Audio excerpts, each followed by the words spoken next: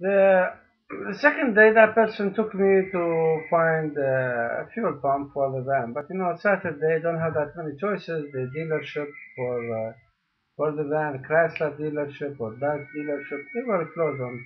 Normally they close on weekends.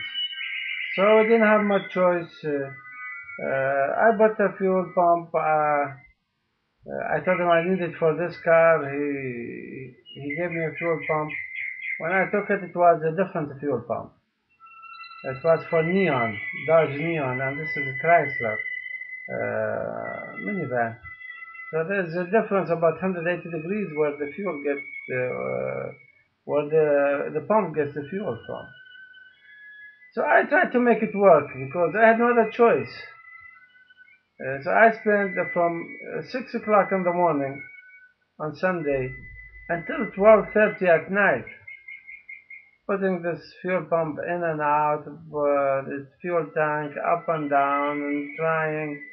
I tried to make it work, but it didn't work out. Monday, you see, the people in San Felipe, Jericho, they gave me a letter. They said, when you go to the immigration, you go to so and so, show them the letter, they will take care of you. You see, they will give you they will start your application for residency because you need residency, you need asylum here. So I was eager to go to the immigration to get started with my situation. So the van did not work. I left the van at the school next to the mosque at Al Paraiso. I went to the immigration to the Onidex. Where's the Flores? Flores, they said, this is the Flores, this is his office. I get in there. I need to see Flores. I have a letter. Okay. So I went to Flores. I showed him the letter. He had the information. And you see, they say you want to save him from the frying pan. He fell on the fire. He fell on the fire. So that's what happened. Flores detained me and they kept me in detention. And detention and investigation and again I gave them my new application, updated one, amended application for political asylum. The deceit came again, same questions, same answers, everything. So I said, oh,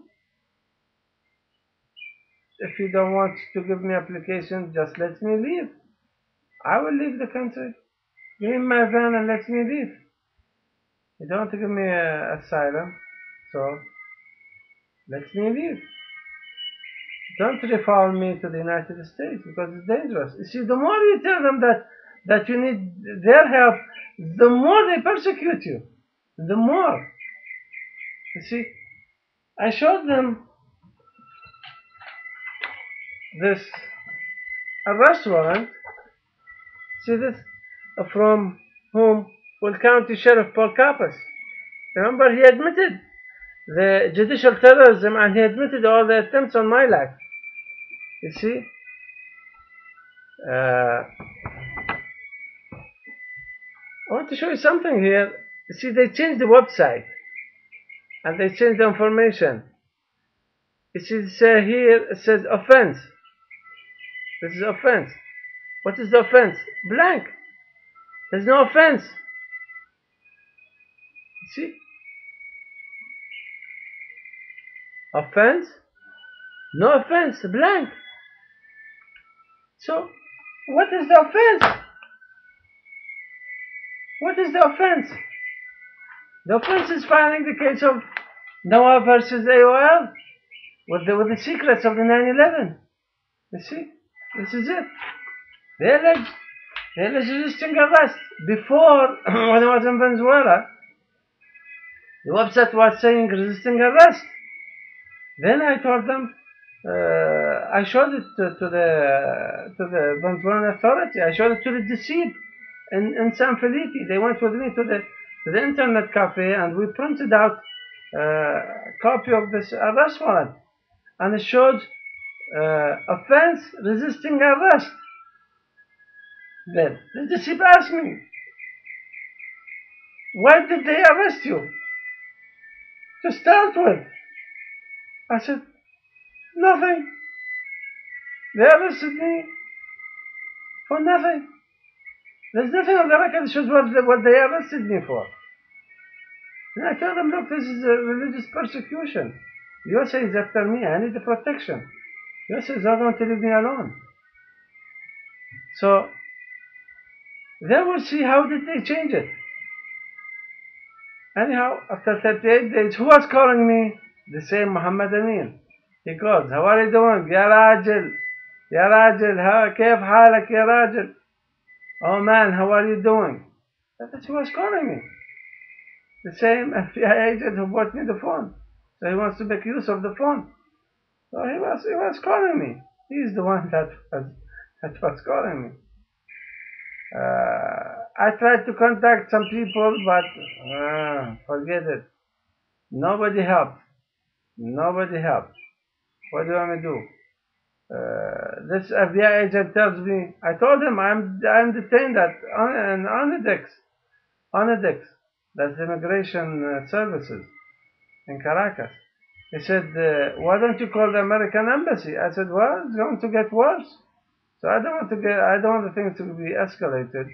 So I don't want to call the American embassy. Well, you're FBI agent. Why don't you tell them? But anyhow, so over there's no help whatsoever. No help whatsoever.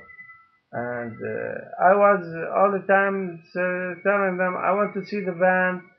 Then what they did, Flores called me. I want to talk to him. I told him, I need the van. He told me, your community where you left the van, they are calling us, they are calling the deceased. They say, he left the van, come and take the van. So who was pushing them? U.S. Embassy. Through the agent, another one, who is related to Muhammad Amin. His name is Muhammad Deeb. Muhammad Deeb, he has family in the USA, and he travels, he goes back and forth.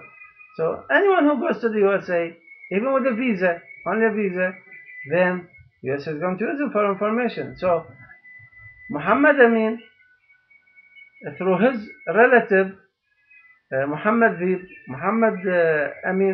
Muhammad Amin's brother is married to Muhammad Deeb's daughter, I think. They are related. So through Muhammad Deeb, is very well known in the community, was pushing those people to call the deceased, tell them to take my van. Then the deceased asked me, well, what shall we do with the van? I said, well, let me leave, take the van and leave. I don't know. He said, do you know anybody? I said, I don't know. Anyone is going to take the van. Keep the van by them, especially after you detain me. People get scared. So who's going to take the van? And since that morning, when I left the van, Monday morning, I didn't see the van yet until this day. Only the picture. The van and all its contents is more than $50,000. That for the things that you could replace, there are things that are not replaceable. My children pictures, my youth pictures, all my life, photo album, videos of my children, other videos taping the FBI, their raid on my house. I taped them, those idiots. I taped them. And the deceased, they saw the tape. They saw the tape. And they saw the policeman standing there. They said, oh, he's a gordo. Gordo, he's a fat, big fat belly. He's a gordo. So the deceased, they saw the FBI's raid on my house. Those in San Felipe, Jaracun, they saw the tape. They saw the raid of the USA on my house.